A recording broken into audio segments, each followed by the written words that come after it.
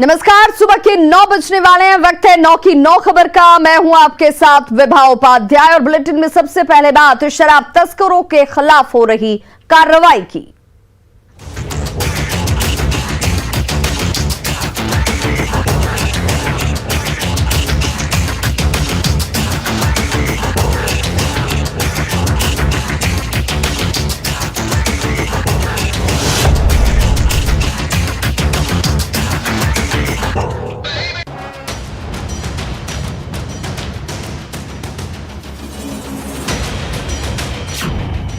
तियारा में मदिरा,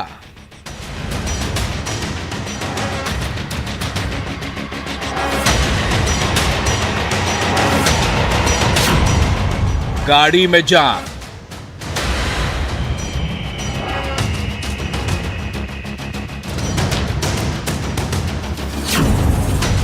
बैग पर पहरा,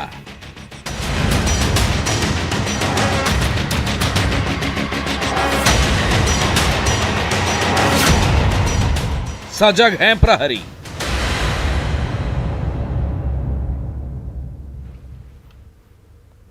मुंगेर के मुफस्सिल थाना पुलिस ने गंगापार कुतलूपुर दियारा में अवैध शराब के खिलाफ छापेमारी की। पुलिस ने छापेमारी के दौरान शराब की 3 भट्टियों को ध्वस्त किया है।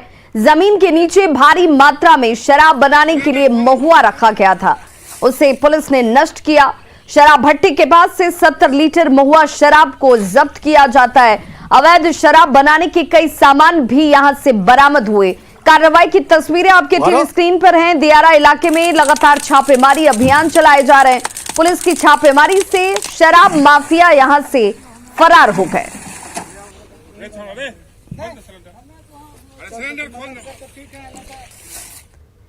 सिवान में मैरवा पुलिस ने भारी मात्रा में शराब बरामद की। धरनी छापर चेक पोस्ट पर बोलेरो से शराब की तस्करी की जा रही थी, जिस दौरान पुलिस को देखकर तस्कर फरार होने की कोशिश करने लगते हैं। पुलिस गाड़ी नंबर के आधार पर कार्रवाई करने में फिलहाल जुटी हुई है।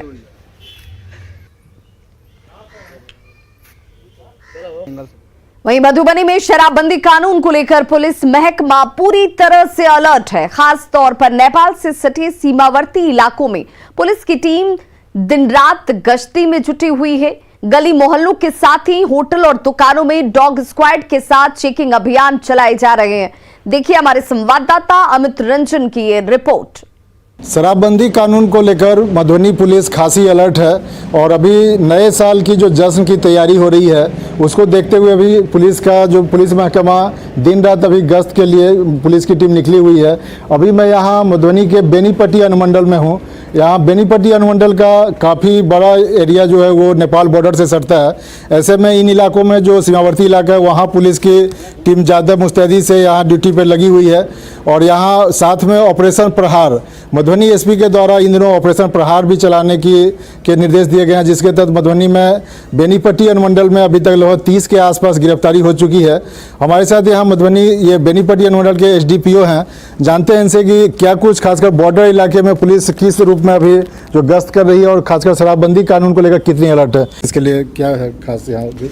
सरकार का नीति की जो हम लोग का निर्देश है शराबबंदी का सख्ती से लागू कराना। अभी आप अगर घूमेंगे देखेंगे हर जगह सख्ती से चेकिंग चल रहा है। शराब पर पूर्ण नियंत्रण के लिए हर संभव प्रयास है, पकड़ा भी रहा है। शराबबंदी कानून को लेकर अगर उसमें कहीं भी कुछ भी कहीं कोताही होगी, अगर कोई भी पकड़े जाते हैं, शराब कहीं भी बरामद होगी तो पुलिस कड़ी से कड़ी कार्रवाई करेगी और पुलिस पूरी तरह बिल्कुल अलर्ट है। अमित रंजन, न्यूज़ 18 मधुबनी।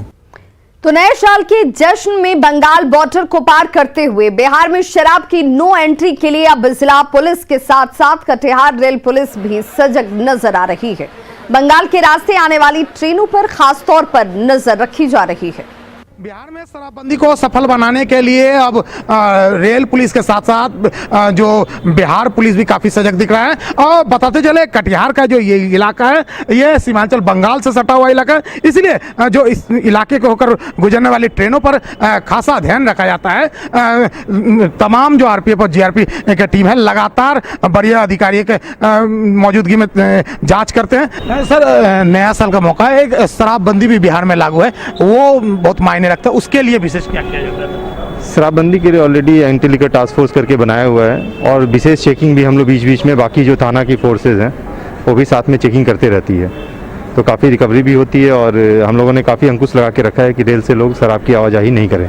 बंगाल से सटा हुआ बॉर्डर है, खासा विशेष ध्यान रखा जाता है हर तरफ। हाँ, विशेष ध्यान, ये तो सरकार का आदेश है और हमें मतलब हमारी तरफ से भी विशेष रूप से ध्यान रखा जाता है कि 1 जनवरी को देखते हुए भी कि शराबबंदी को हम लोग अच्छे तरीके से लागू कर सकें। तो निश्चित तौर पर ये एक जो विशेष निगरानी है ये लगातार चलता है और कई तरह के सुरक्षा व्यवस्था के साथ साथ खासकर जो बिहार में शराबबंदी है उसको लेकर ये अभियान वाकई बेहद खास है। सुब्रत, न्यूज़ 18 कटिहार।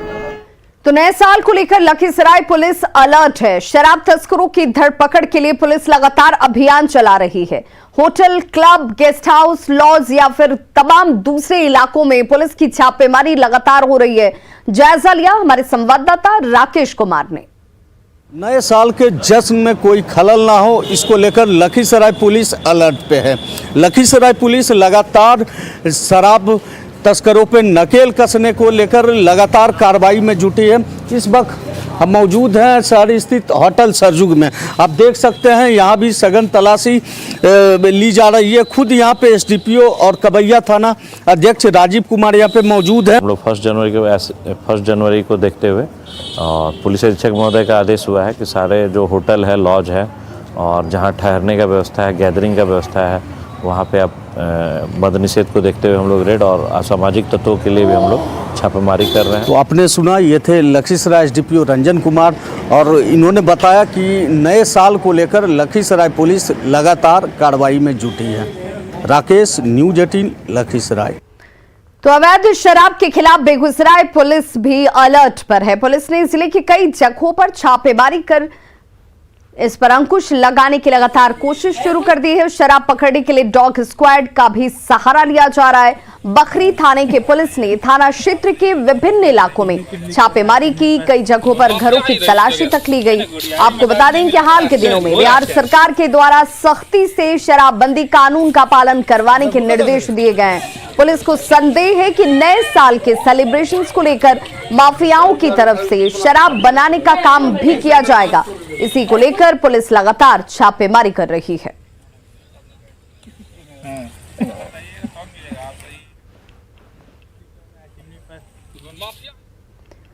कटिहार में जिला परिषद अध्यक्ष के पद पर रश्मि सिंह की जीत के बाद उनके समर्थकों ने जमकर फायरिंग की।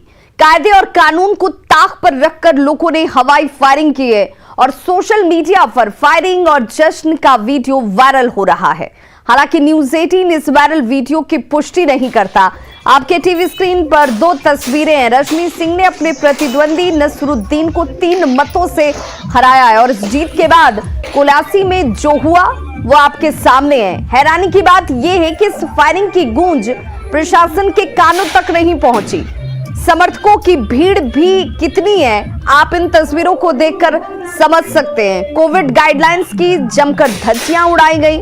गनीमत रही कि जश्न में फायरिंग के दौरान किसी को गोली नहीं लगी। अगर कोई हादसा हो जाता तो क्या होता ये आसानी से समझा जा सकता है। तो जीत की सनक कहिए, जीत की हनक कहिए, जिसमें जश्न के नाम पर सरेराह फायरिंग की जाती है। हजारों समर्थकों की भीड़ आपको इस वक्त सड़कों पर नजर आ रही होगी, जो इस वायरल वीडियो में साफ नजर आता है। कोरोना गाइडलाइंस की भी जमकर धज्जियां उड़ाई गई।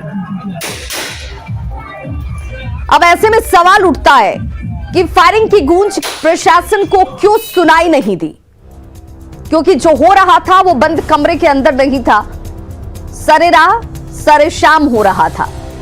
क्या पुलिस महकमा वीडियो देखने के बाद कार्रवाई करेगा? फायरिंग में अगर किसी को गोली लग जाती तो फिर क्या होता? और इसीलिए सवाल यह कि फायरिंग की गूंज क्या प्रशासन के कानों तक नहीं पहुंचती है?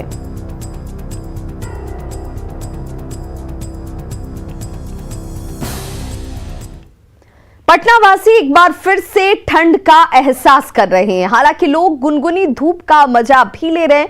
पटना में मौसम साफ है, लेकिन सर्द हवा चलने की वजह से लोगों को ठंड का एहसास भी हो रहा है। पटना का तापमान अगर देखें तो 9 डिग्री सेल्सियस दर्ज किया गया न्यूनतम, तो दूसरे जिलों के तापमान में 9 से 10 डिग्री सेल्सियस के करीब ही इसे आंका गया है। मौसम के बदले मिजाज की ज्यादा जानकारी दे रहे हैं पटना संवाददाता अमित कुमार। बिहार में मौसम का तापमान फिलहाल स्थिर बना हुआ है। अगर न्यूनतम तापमान की बात करें तो तकरीबन 11 डिग्री सेल्सियस जो है वो मौसम का तापमान रिकॉर्ड किया जा रहा है। अगर अधिकतम की बात करें तो 20 से 21 डिग्री के आसपास जो है वो अधिकतम तापमान रिकॉर्ड किया जा रहा है।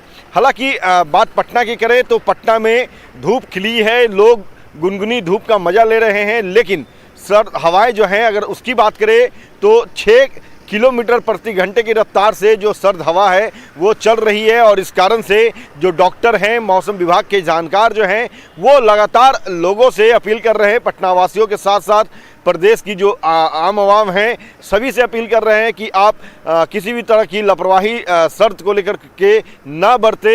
थोड़ी सी चूक जो है वो आपको बीमार कर सकती है, ठंड की चपेट में आप आ सकते हैं। और इसी बात को ध्यान में रखते हुए लगातार मौसम विभाग जो है वो अलर्ट जारी कर रहा है। अगर हम बात पटना के अलावा जहानाबाद, गया, औरंगाबाद, मुजफ्फरपुर, सिवान, वैशाली, कटिहार, पूर्णिया, भागलपुर की करें तो वहाँ का भी तापमान जो है वो न्यूनतम तापमान तकरीबन 9 से 11 डिग्री के आसपास अलग अलग ज़िलों में रिकॉर्ड किया जा रहा है। और इस वजह से जो लोग हैं फिलहाल खिली धूप का मज़ा ले रहे हैं। और चूँकि नए साल का जश्न भी जो लोग हैं वो मनाने के मूड में हैं, तो आज साल का आखिरी दिन है। ऐसे में लोग अपने अपने जो पिकनिक स्पॉट्स हैं, हालांकि सरकार ने रोक लगा रखी है, जो पार्क है या उद्यान है वहाँ पे रोक है, लेकिन फिर भी लोग अपने तरीके से मौसम के बदले मिजाज के बीच जो है, गुनगुनी धूप के बीच जो है वो पुराने साल को विदा कर रहे हैं और नए साल के जो आगाज़ है उसकी तैयारी में जुटे हैं। अमित कुमार, न्यूज़ 18 पटना। तो वहीं सासाराम में पिछले 2 दिनों से शीतलहर जारी है और इस वजह से कपकपाती ठंड में लोगों को जीना पड़ रहा है। ऐसे में लोग आग का सहारा लेकर समय बिता रहे हैं। ठंड से परेशान लोगों से बातचीत की सासाराम संवाददाता अजीत कुमार ने। सासाराम में भी शीतलहर का प्रकोप देखने को मिल रहा है और जैसे जैसे शाम ढलती है या फिर सुबह का समय लोग परेशान हो जाते हैं और लोग जो है आग का सहारा लेने लगे हैं। अलाव ताप कर किसी तरह ठंड में अपने आप को बचाने की कोशिश कर रहे हैं। बहुत से लोग हैं, आप देख सकते हैं किस प्रकार आग का सहारा लिया जा रहा है और किसी तरह से ठंड को दूर करने की कोशिश की जा रही है। तो धीरे धीरे जैसे जैसे दिसंबर का महीना अब ख़त्म होने को है और कुछ दिन के बाद जनवरी शुरू हो जाएगी, लेकिन ठंड जो है अपने चरम पर पहुंच रही है। धूप भी कम निकल रहे हैं और ख़ासकर शाम में और सुबह के समय टेम्परेचर जो है, पारा जो है काफ़ी नीचे चली जाती है और जिससे कामकाजी लोग हैं उनकी परेशानी बढ़ी है और जो स्कूल आने जाने वाले बच्चे हैं उनको दिक्कत हुआ है। और डॉक्टरों की सलाह है जो बुजुर्ग हैं और खासकर बच्चे हैं उनको विशेष ध्यान रखने की ज़रूरत है। अजीत कुमार, न्यूज़ 18 सासाराम। तो लखीसराय में कड़ाके की सर्दी पड़ रही है, लेकिन नगर प्रशासन की ओर से ठंड से बचने के लिए अलाव की व्यवस्था नहीं की गई है। लोग खुद से ही अलाव की व्यवस्था कर ठंड की ठिठुरन से बचने की कोशिश कर रहे हैं। देखिए हमारे संवाददाता राकेश कुमार की रिपोर्ट। कपकपाती ठंड ने लोगों के आम जनजीवन को पूरी तरह से प्रभावित कर रखा है। शाम ढलते ही लोग अपने अपने घरों में दुबक जाते हैं। आप देख सकते हैं सड़कों पे पूरी तरह से सन्नाटा पस रहा है। लोग ठंड के चलते अपने अपने घरों में हैं और कुछ लोग ऐसे भी आप देख सकते हैं सड़कों के किनारे अलाव की व्यवस्था कर और इस कपकपाती ठंड से बचने में जुटे हैं। कुछ लोग हम इनसे बात भी करते हैं। क्या नाम हुआ? संतोष कुमार। क्या है, कैसा ठंड है? 2 दिन के बारिश के कारण आज बहुत ज़्यादा ठंड है, इसलिए इस ठंड से बचाव के कारण हम लोग कुछ व्यवस्था करके अलाव की व्यवस्था करके तापने का काम कर रहे हैं। नगर परिषद के द्वारा किसी तरह कोई व्यवस्था भी नहीं दिया गया। तो आप लोग कैसे अलाव की व्यवस्था? आपने कभी कूट, कभी प्लास्टिक, कुछ भी व्यवस्था करके जला कर ताप रहे हैं। काफ़ी ठंड है। काफ़ी ठंड है।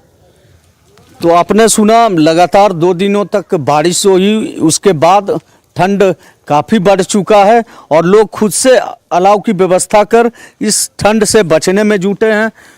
आप बताइए क्या नाम हुआ आपका? मेरा संजय कुमार नाम है जी। क्या है, किस तरह का ठंड? बहुत ज़्यादा ठंडी है, इतना ठंडी है कि बच्चे लोग सिर्फ अपने अपने घरों में हैं और हम लोग किसी तरह से अपना जान बचाने के लिए अपना निजी अलाव का जोड़ के प्रयास कर रहे हैं। सरकार की तरफ से किसी तरह का कोई सुविधा नहीं दिया गया हुआ है। आप लोग खुद से हाँ, निजी कूट वगैरह जैसे है, किसी तरह से जान बचाने का काम क्या मांग करते हैं? हम लोग यही मांग करेंगे कि भाई किस मैंने जो अलाव का व्यवस्था हो वो दिया जाए नगर परिषद द्वारा। क्या नाम हुआ आपका? संजय कुमार। तो आपने सुना कि ठंड के कारण लोग खुद से अलाव की व्यवस्था कर ठंड से बचने में जुटे हैं और नगर परिषद प्रशासन से अलाव की व्यवस्था का मांग कर रहे हैं। राकेश, न्यूज 18 लखीसराय। आवश्यक सूचना।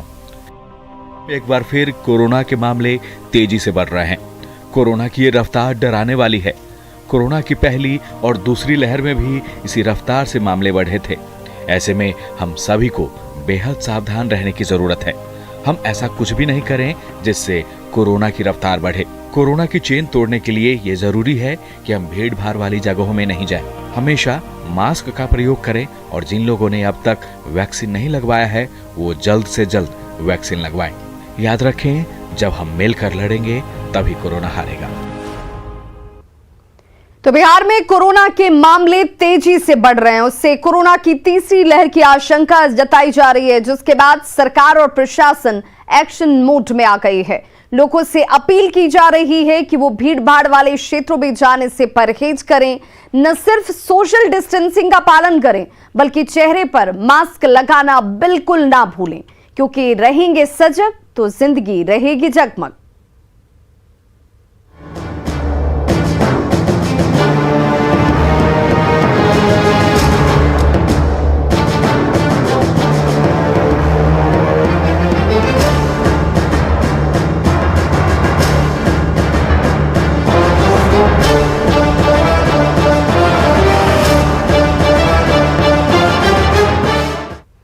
तो बिहार में ओमिक्रॉन का पहला मरीज सामने आ चुका है। पटना में ओमिक्रॉन का पहला मरीज मिला है, जिसके बाद पटना के किदवईपुरी का ये रहने वाला मरीज बताया जा रहा है।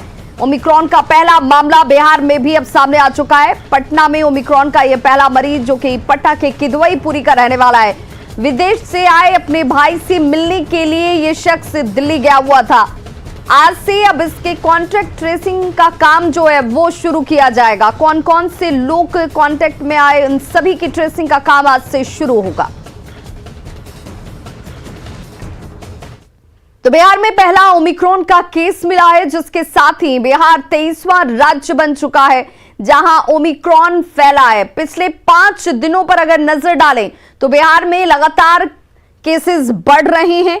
किस दिन कोरोना के कितने मरीज मिले, इस वक्त आपके सामने ग्राफिक्स के जरिए वो आंकड़े, और इन आंकड़ों को गंभीरता से लेने की जरूरत है। 26 दिसंबर को जो संख्या 28 संक्रमितों के तौर पर कोरोना के सामने आई थी, वो 30 दिसंबर आते आते 132 तक पहुंच जाती है। और देखिए लगातार कैसे संख्या बढ़ती चली गई। 28, 26 दिसंबर को, 27 दिसंबर को यह संख्या 26 रही, लेकिन 28 दिसंबर आते आते 47, 29 दिसंबर को 77 और 30 दिसंबर को 132 कोरोना पॉजिटिव मरीज सामने आ चुके हैं। और अब एक ओमिक्रॉन का मामला भी बिहार में सामने आ गया है।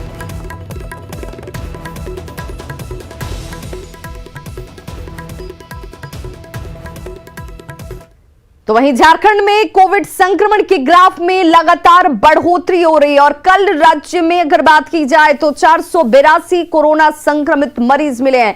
स्वास्थ्य विभाग की ओर से सतर्कता के सख्त निर्देश अब दिए गए हैं, लेकिन इसके बाद भी रांची रेलवे स्टेशन की तस्वीर देख लीजिए, जहां पर कोविड जांच के कोई इंतजाम नहीं है।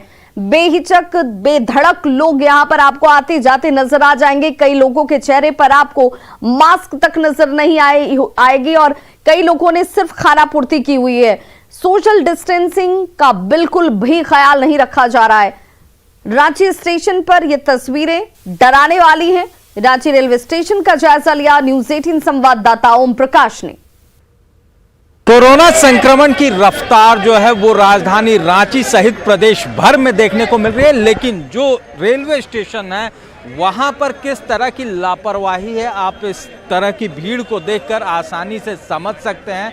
कई लोग जो हैं वो बगैर मास्क के हैं, तो वहीं पर जो सुरक्षा व्यवस्था है या फिर जो टेस्ट के इंतजामात हैं वो यहाँ पर नहीं नज़र आ रहे हैं। कोई भी अब तक जो अगर सुबह की बात की जाए, सुबह के ट्रेन आ रहे हैं तो उनकी जांच को लेकर कोई भी स्वास्थ्य पदाधिकारी यहाँ पर नहीं पहुँचा है। ऐसे में जो दूसरे जगहों से लोग पहुँच रहे हैं वो उनकी जांच नहीं हो पा रही है, जिससे कहा जा सकता है कि संक्रमण की रफ्तार जो है वो बढ़ सकती है। वहीं लोगों में भी लापरवाही साफ तौर से देखने को मिल रही है। मास्क शायद आप नहीं पहन रहे। हाँ नहीं पहनना है ना? नहीं, ज़रूरी है ना, संक्रमण बढ़ रहा है। ठीक है लगा लेते हैं, लगा लीजिए।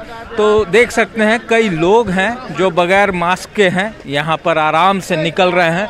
कोई रोकने वाला नहीं है, कोई टोकने वाला नहीं है, जांच भी नहीं है।